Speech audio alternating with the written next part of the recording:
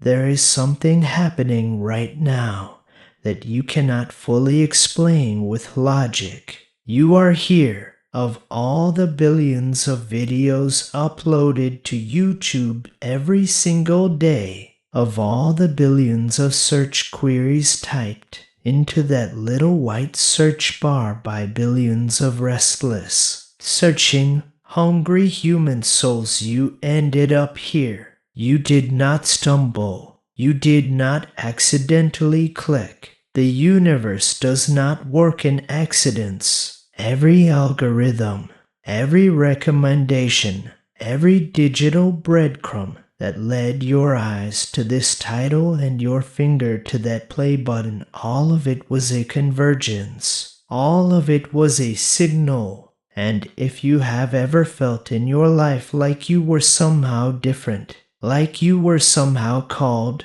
like there was something inside you that was bigger than the life you were currently living, then what I am about to tell you is not just a YouTube video. It is a message. It is a mirror. And it is a moment that you will look back on as the turning point. Because today we are talking about you, not the version of you that scrolls through feeds half asleep. Not the version of you that settles, not the version of you that says someday. We are talking about the real you, the chosen one. And yes, YouTube CEO personally looked at your data, and what it revealed is extraordinary. Let me tell you something that the spiritual masters, the quantum physicists, the ancient philosophers, and the modern mystics all quietly agree upon, even if they use different words to say it. The universe is not random. It only appears random to those who have not yet learned to read its language. The language of the universe is not English. It is not mathematics. It is not even music, though music comes close. The language of the universe is pattern. It is resonance. It is the invisible magnetic pull between a soul and its destiny. And here is what is extraordinary about your data, about the digital fingerprint that your curiosity, your longing, your late night searches, and your 3 a.m. YouTube rabbit holes have left behind. Your data tells a story. Every video you have ever watched, every topic that made you pause, every thumbnail that caught your eye when you were supposedly looking for something else, all of it is a map. And that map leads somewhere specific. It leads to you, the real you, the you that existed before the world told you who to be. The you that still whispers in the quiet moments between thoughts. The you that has been trying to find its way home for a very long time.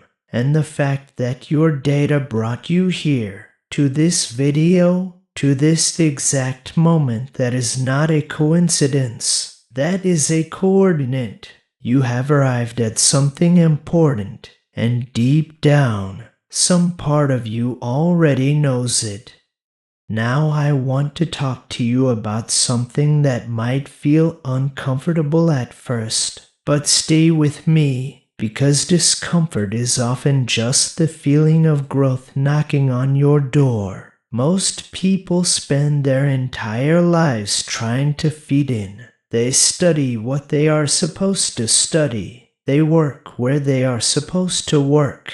They want what they are told to want. They wear their mask so long that they forget it is a mask. They perform their lives instead of living them. And somewhere along the way, that original spark, that thing that made you unique, that made you curious about the things other people ignored, that made you feel things more deeply than the people around. You seem to feel them. That spark gets buried under expectations, under bills, under the weight of other people's opinions, under the noise. But here is what the universe knows. Even when you have forgotten, a spark does not die. It only goes underground. It waits. It is patient in a way that the human mind cannot comprehend, because the universe operates on a time scale that makes our anxious little human timetables look like a blink. That spark inside you has been waiting, and something, call it the algorithm, call it synchronicity, call it divine timing, call it whatever framework makes sense in your worldview. Something reached into the vast digital ocean and pulled you here, because it is time. The spark is ready to come back up, and you are ready to let it. I want to be specific with you, because vague inspiration without substance is just noise in a different costume. When YouTube CEO looks at aggregate data, what they are actually looking at is human desire made visible. Every click is a want, every search is a question, every subscription is a commitment, every video watched to completion is a statement. This matters to me. And when we look at the data of people who are drawn to content like this spiritual content, consciousness content, the kind of content that talks about destiny and purpose and the deeper architecture of existence, what we find is not a collection of dreamers floating in the clouds. What we find is a very specific type of person, a person who thinks at a depth that their environment often cannot match, a person who has experienced something, a loss, a transformation, a dark night of the soul, a moment of inexplicable beauty or terror that permanently cracked open their understanding of what life actually is, a person who can feel the thinness of the veil between the ordinary world and the extraordinary one, a person who suspects, even when they cannot prove it, that they are here for something specific. That is who watches this kind of content. That is who you are, and that suspicion you carry, it is not delusion, it is perception. You are perceiving something real. Let us talk about what it actually means to be a chosen one, because this phrase has been so spiritually inflated and culturally distorted that it has almost lost its power. People hear chosen one, and they think of movie heroes with supernatural abilities. They think of messiah complexes and ego traps. They think of someone pointing at themselves in the mirror, saying, I am special, in the most self-aggrandizing, disconnected from reality way possible. That is not what this is. Being a chosen one is not about superiority. It is not about being better than other people. It is not even about being more worthy. Every soul is worthy. Every life is a miracle. The concept of being chosen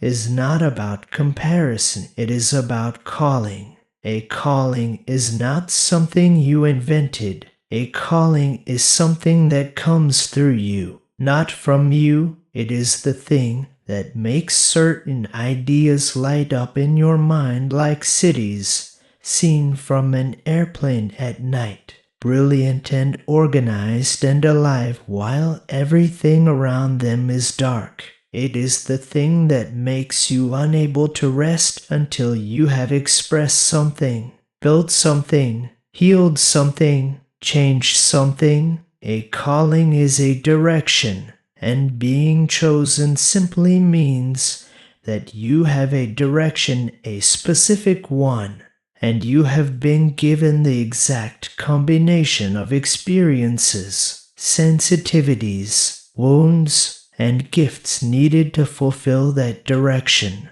not despite your struggles. Because of them, your struggles are not obstacles to your purpose. Your struggles are the curriculum of your purpose. Here is something that very few people talk about openly, and I think it is one of the most important truths in all of spirituality. The chosen ones are almost always the ones who suffered the most on the way to their calling. This is not cruelty. This is architecture.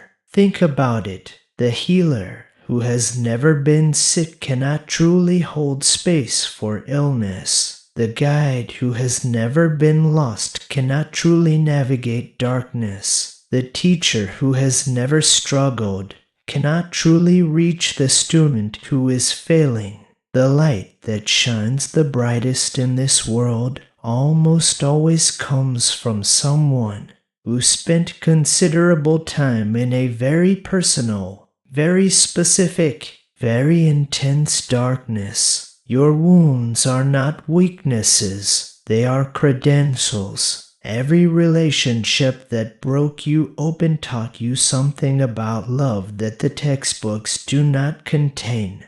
Every failure that humiliated you burned away a layer of false identity that was keeping you from your true one. Every moment of doubt that shook you to your foundation was the universe pressure testing the structure of your soul, ensuring it was strong enough to hold what was coming.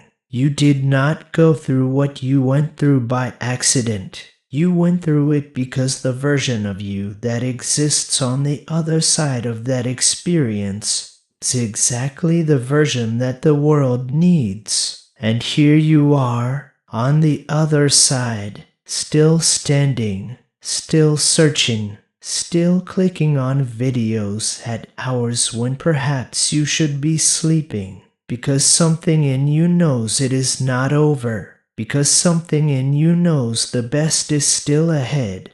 Let me speak to the part of you that is afraid, because I know it is there. Even the most spiritually awake people carry fear. In fact, the more awake you become, the more clearly you can see the fear, not less of it, but with more precision. You can see its shape. You can see where it comes from. And you can see what it is protecting. Fear is not your enemy. Fear is a guardian standing at the gate of everything that matters to you. The fear of being seen, fully seen, is the guardian of your authentic expression. The fear of failure is the guardian of your genuine ambition. The fear of love is the guardian of your capacity for deep connection. The fear of success, and yes, this one is real. This one trips up more chosen ones than almost anything else. The fear of success is the guardian of your true power, because somewhere along the way, you learned that being powerful was dangerous. You learned it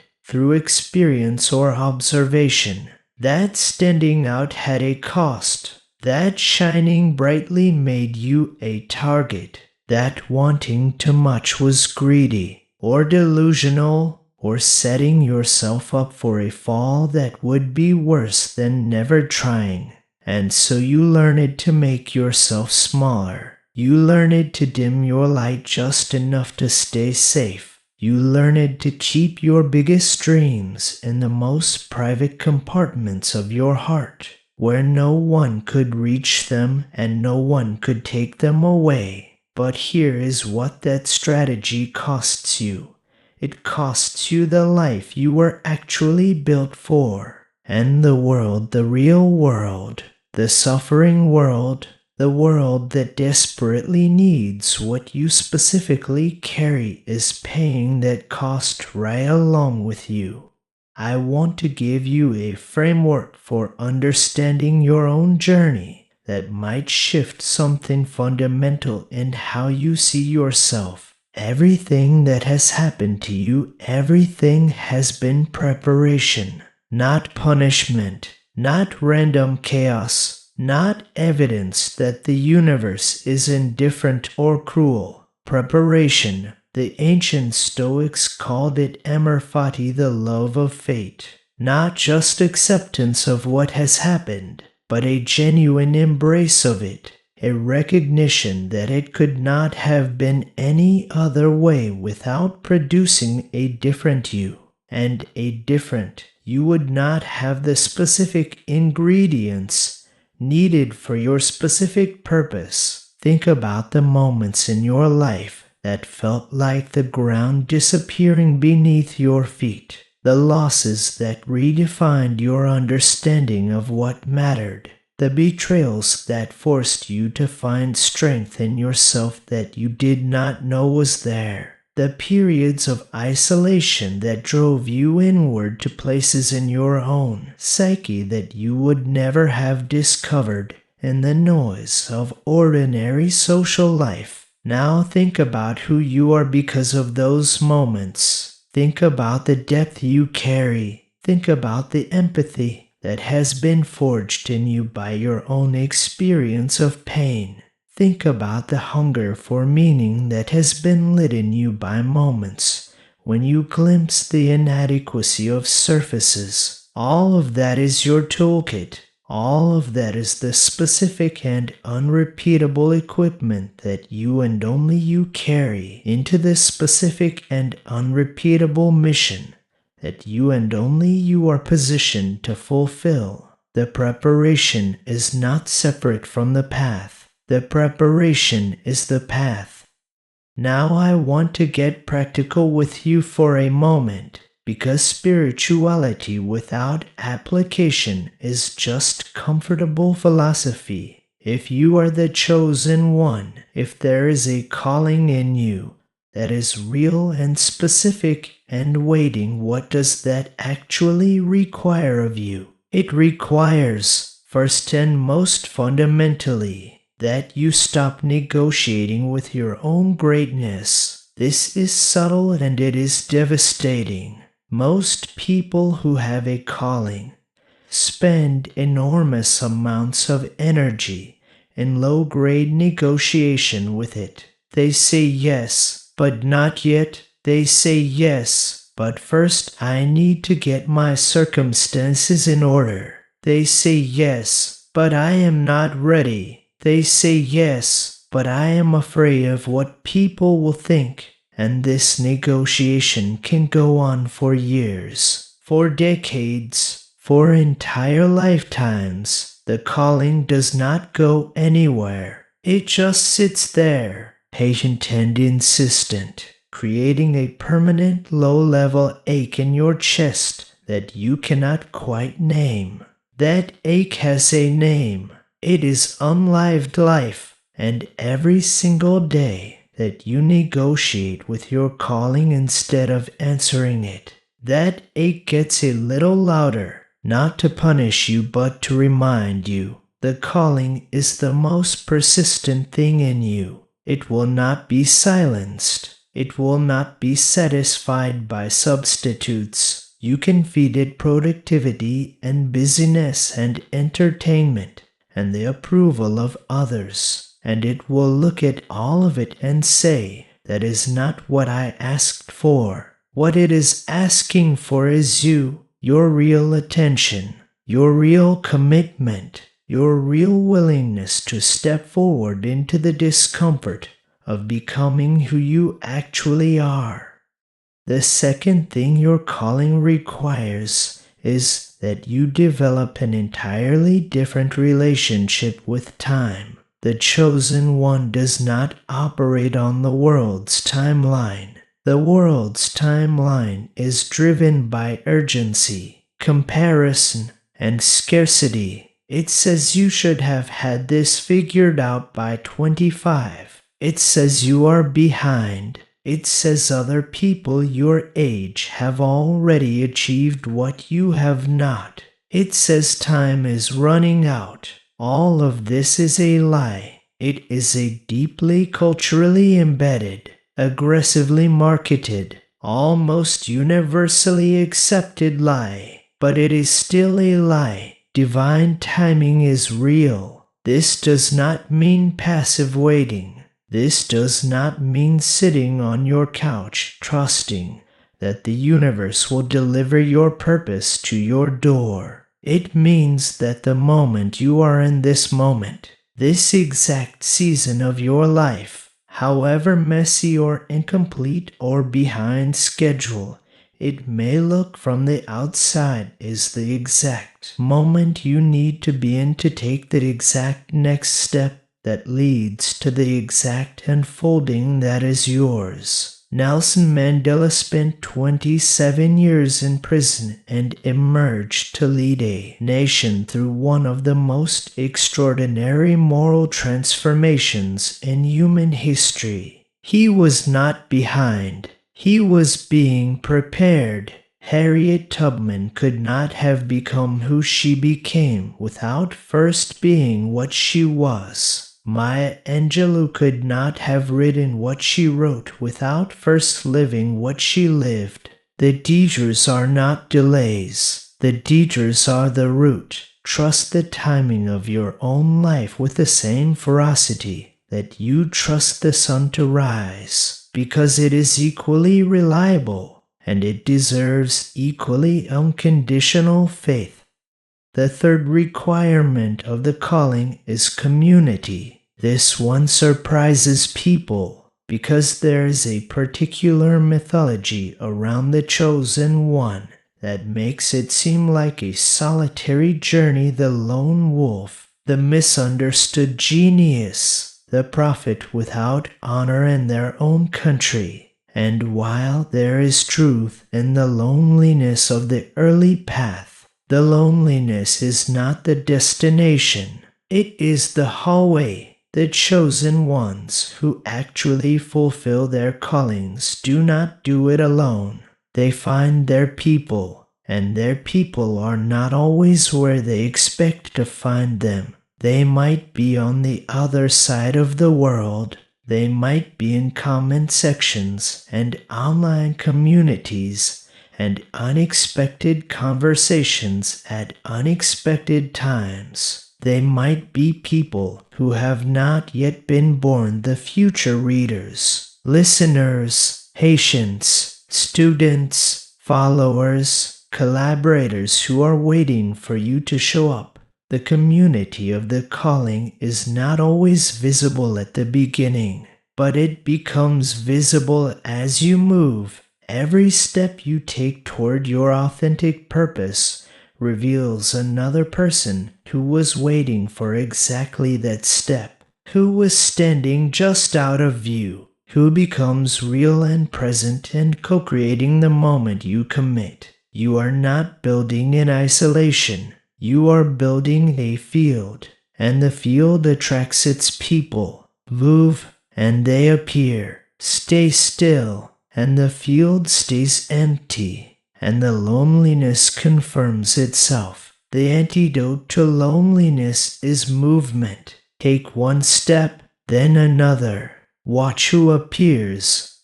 Let us talk about what I call the frequency of the chosen one, because this concept is central to everything. And once you understand it, you cannot unsee it. Every human being is broadcasting a signal. This is not metaphor, it is measurable in the physiological sense, in the electromagnetic field of the human heart, in the neurological coherence or incoherence of the brain's activity, in the pheromonal and micro-expressive and postural communications that happen below the threshold of conscious awareness every moment of every interaction. Your state, not your words, not your intentions, not your strategy. Your actual inner state is the signal you are broadcasting, and the world responds to the signal, not the strategy. This is why people who do all the right things and still do not see results are often confused. They are executing the correct actions while broadcasting an incoherent signal. The signal says, I do not believe this will work. The signal says, I do not believe I deserve this. The signal says, I am afraid of what happens if I succeed. So part of me is secretly sabotaging every sincere effort with a counter intention that I cannot even consciously name. The world hears the signal clearly, and it responds accordingly. The frequency of the chosen one is not arrogance. It is alignment. It is the coherent state that emerges when your thoughts, your beliefs, your emotions, and your actions are all pointing in the same direction. When there is no inner war, when the signal is clean, you have felt this state. Everyone has felt it at least once. Those moments when everything flows, when synchronicities multiply, when the right people show up at the right time, when ideas come faster than you can capture them, when you feel genuinely alive in a way that your ordinary day does not provide. That state is not random. It is something you can cultivate, and it is the native state of the calling fulfilled. I want to speak now about the deepest layer of this conversation, the one that sits underneath all the practical advice and psychological insight and motivational framework. I want to speak about the soul, because ultimately, everything we have been talking about is a soul conversation. The soul is not a religious concept, though religion has tried to contain it. The soul is not a philosophical abstraction, though philosophy has tried to define it. The soul is the you that existed before you had a name, before you had a language, before you had a body with a particular set of circumstances attached to it. It is the continuous, the constant, the thread that runs through every version of yourself across every season of your life and remains recognizably you. The soul is the part of you that cannot be fooled. It cannot be distracted permanently. It cannot be satisfied with substitutes. It knows what it came here for, even when your conscious mind has completely lost the plot, and when you feel that inexplicable pull toward a certain type of work, or a certain type of person, or a certain type of experience that you cannot rationally justify, but cannot seem to stop being drawn to. That is your soul navigating. That is your soul saying, warmer, keep going in this direction. The soul's navigation system does not use roads or signs. It uses resonance. It uses the feeling of rightness. Even when rightness looks different from what the world told you to want, and when you are truly living in alignment with your soul's navigation, when you are walking the path that your soul selected before your birth, and has been quietly insisting on ever since, you feel it, not as happiness, necessarily, though happiness visits, you feel it as meaning, as depth, as the sense that your life is real and yours and going somewhere true. I need to tell you something about resistance, because you will face it. You are probably already facing it. The moment a soul begins to wake up to its calling, the moment a person starts moving toward their authentic purpose, the resistance intensifies. This is not because the universe is testing you, though it is. This is not because your ego is afraid, though it is. The resistance intensifies because resistance is the force that your growth creates. Think of it this way: if you were driving a car on a flat, empty road, and suddenly you press the accelerator to the floor, You would feel the push of the seat against your back, the force of your own acceleration pushing back at you. That resistance is not evidence that you should stop accelerating.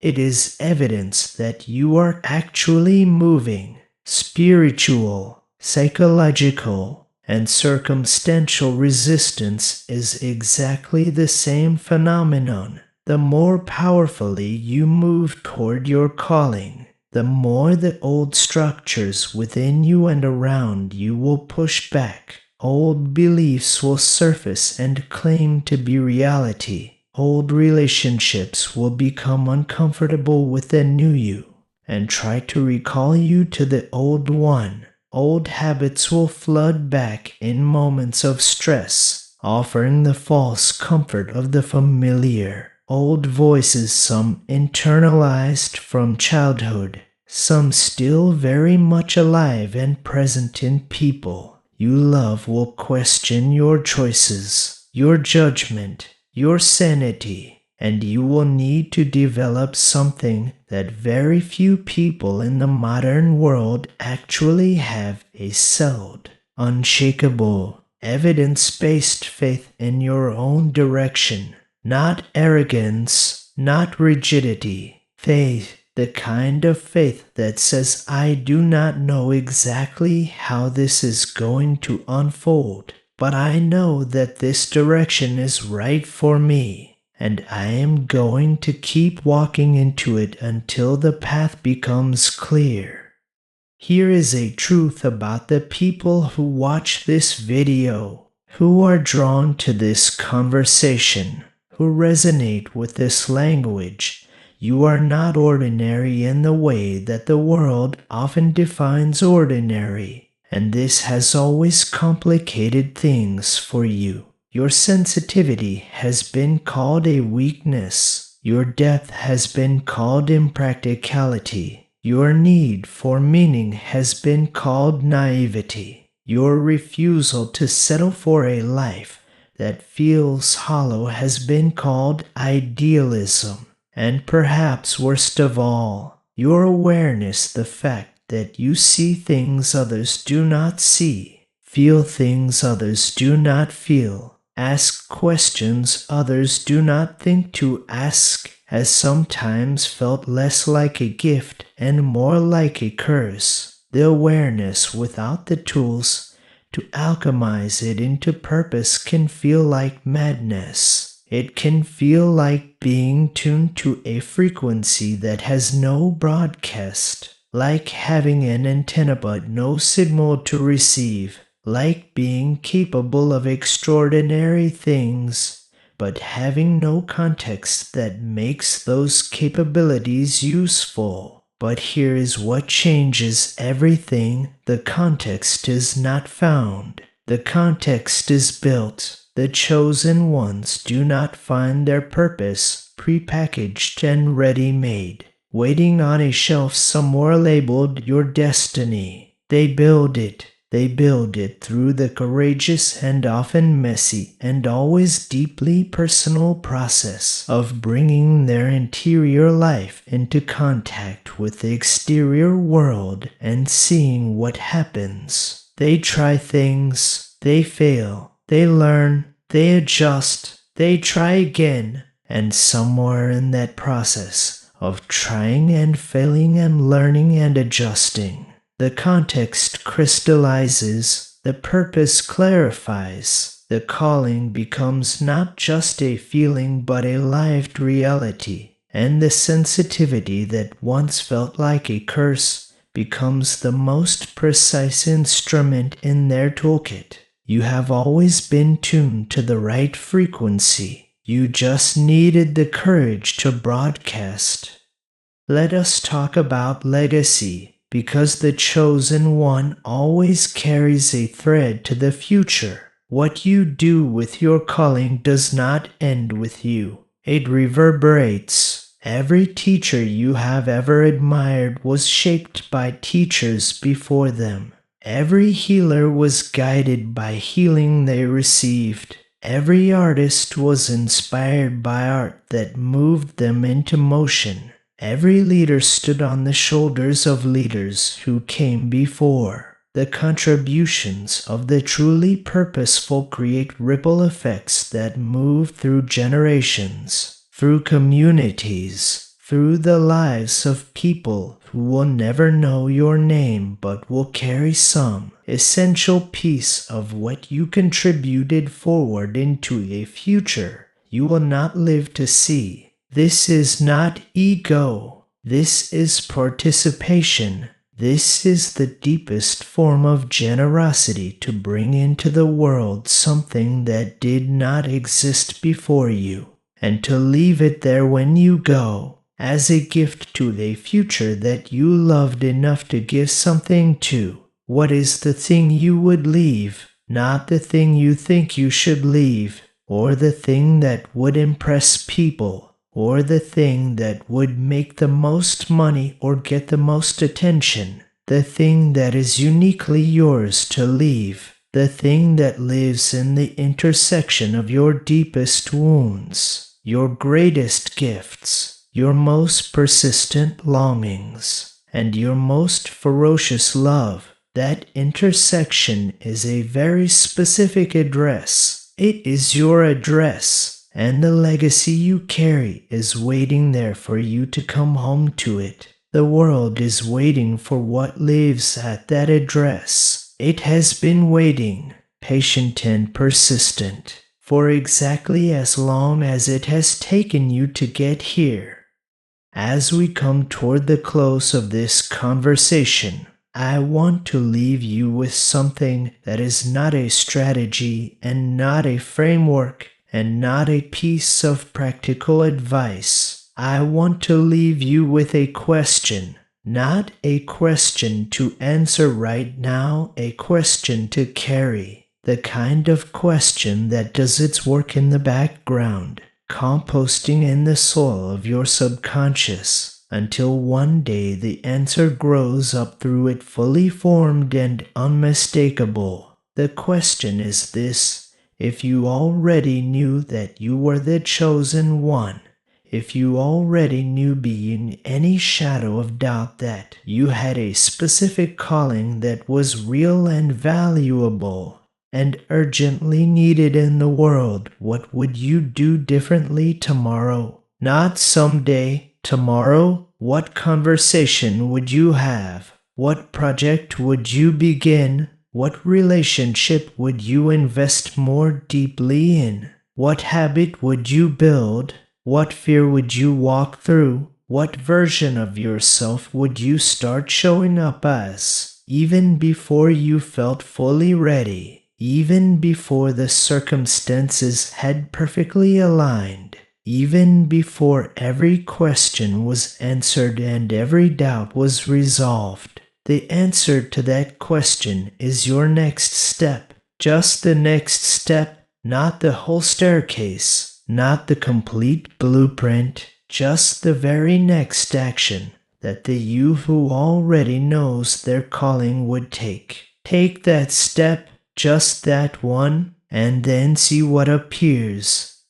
YouTube CEO looked at your data. The algorithm found you. Billions of digital signals converged in this moment to bring this message to your screen. But here is the thing about algorithms. They do not create the patterns. They reveal them. The pattern was already there. The calling was already there. The chosen one was already there. The algorithm just held up a mirror. And what you see in that mirror, what you feel in this moment, reading these words, resonating or resisting or somewhere in between, that is real information. That is the universe updating your navigation system. You are not lost. You are not behind. You are not too broken or too old or too complicated or too far gone.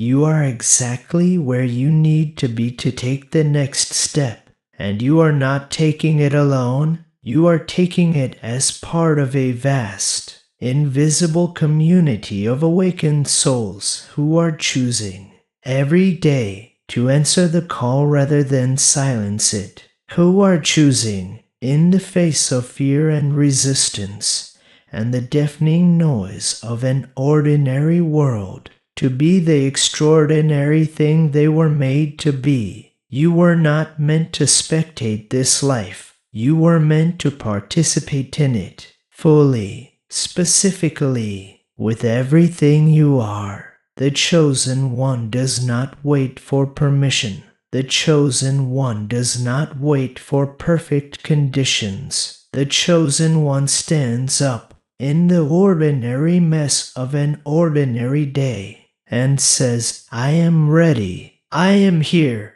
I am going forward. And then they go. The two most important days in your life are the day you are born and the day you find out why. Mark Twain, you were born. Now find out why.